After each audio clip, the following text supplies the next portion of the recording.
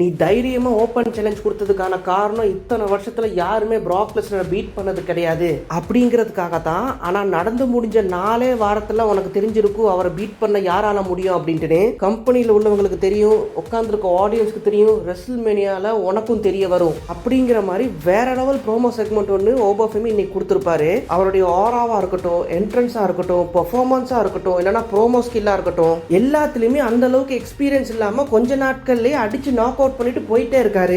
And என்னதான் அவருடைய வயசு வெறும் 27 இருந்தாலுமே அவர் ரொம்ப மெச்சூர்டா பெரிய ஆள் மாதிரி தெரியறதுக்கான காரணம் ஒன்னு, அவருடைய கேரக்டர் ஆர்க் பாத்தீங்கன்னா அந்த அளவுக்கு பயங்கர மெச்சூர்டா எழுதியிருக்காங்க. ரெண்டாவது அவருடைய ஸ்கிரீன் பிரசன்ஸ், அண்ட் மூணாவது முக்கியமானது அவருடைய ஜெனடிக்ஸ், அதாவது அவருடைய உருவம். இதெல்லாம் சேர்ந்து தான் அவர் ஒரு யங்கான சூப்பர் ஸ்டார் இப்பதான் WWE டெபியூ பண்றாரு அப்படிங்கிற விஷயத்த மறக்கடிச்சு பேட்டிஸ்டா, பிராக் லெஸ்னர் மாதிரியான ஒரு பவர் ஹவுஸா நம்ம ஆடியன்ஸ் மத்தியில தெரிகிறாரு.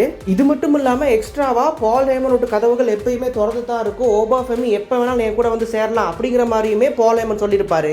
ஸோ பால் ஹேமன் காய்ஸ்ன்ற லிஸ்ட்ல ஓபாஃபெமியும் ஃபியூச்சர்ல இருக்கிறதுக்கு நிறையவே சான்சஸ் இருக்கு. இப்ப ஸோ ஃபைனலா ஒரே ஒரு விஷயம் தான், WWE is in safe hands. எப்படி ஸ்டோன் கால் ஸ்டீவ் ஆஸ்டின், ஜான் சீனா, தி ராக், அதுக்கப்புறம் பிராக் லெஸ்னர், ரோமன் ரெயின்ஸ் இந்த மாதிரியான ஆட்கள்லாம் WWE வந்து கீழே உழுகிறப்ப தாங்கி பிடிச்சி கொண்டு போனாங்களோ அதே மாதிரி ஓபாஃபெமியும் கொண்டு போறாரு அப்படின்ற மாதிரி தான் நினைக்கிறேன். நல்லா போய்கிட்டு இருந்த பூஜையில கரடி போடுற மாதிரி டிகே நடுவுல போந்து எதுவும் சம்பவம் பண்ணாம இருக்கிற வரைக்கும் ரொம்பவே நல்லது. அண்ட் மறக்காம பிராக் லெஸ்னரை தொடர்ந்து ஓபாஃபெமி யார் கூட ஃபியூட் பண்ணா கரெக்டா இருக்கும்னு கமெண்ட்ல மென்ஷன் பண்ணிட்டு போயிருங்க.